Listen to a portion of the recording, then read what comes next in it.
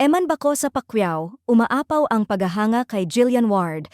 Hindi mapigilang pag-usapan ngayon ang tila mas matindi pang paghanga ni Eman bako sa Pacquiao kay Jillian Ward matapos niyang magbigay ng diretsuhan at tapat na komento tungkol sa aktres sa isang behind-the-scenes interview.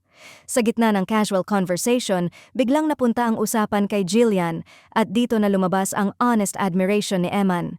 Hindi niya napinigilang ilahad ang nararamdaman niya bilang bagong artista na matagal nang tumitingala kay Jillian. Sa sobrang natural ng sagot, ayaw man niyang lumabis pero halata ang sobra-sobrang respeto at paghanga sa aktres. Ayon kay Eman, ang cute-cute niya, ang ganda, saka napakagaling niyang aktres. Matagal ko na siyang hinahangaan. Hindi na raw bago ni Eman ang ganitong pagbanggit niya kay Jillian. Kapag napag-uusapan ng aktres, nagiging mas expressive at masigla umano siya. Bagay na lalo pang nagpapakapal sa usap-usapang may special admiration talaga siya rito. Dagdag pa ng ilang sources, kitang-kita raw kung paano lumalakas ang motivation ni Eman tuwing nababanggit ang posibilidad na makatrabaho si Jillian sa isang serye o pelikula.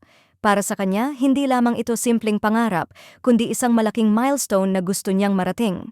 Sa panig naman ni Jillian, ilang beses na rin niyang nasabing flattered siya sa patuloy na ipinapakitang paghanga ni Eman at open siyang makatrabaho ito kung sakaling may dumating na oportunidad.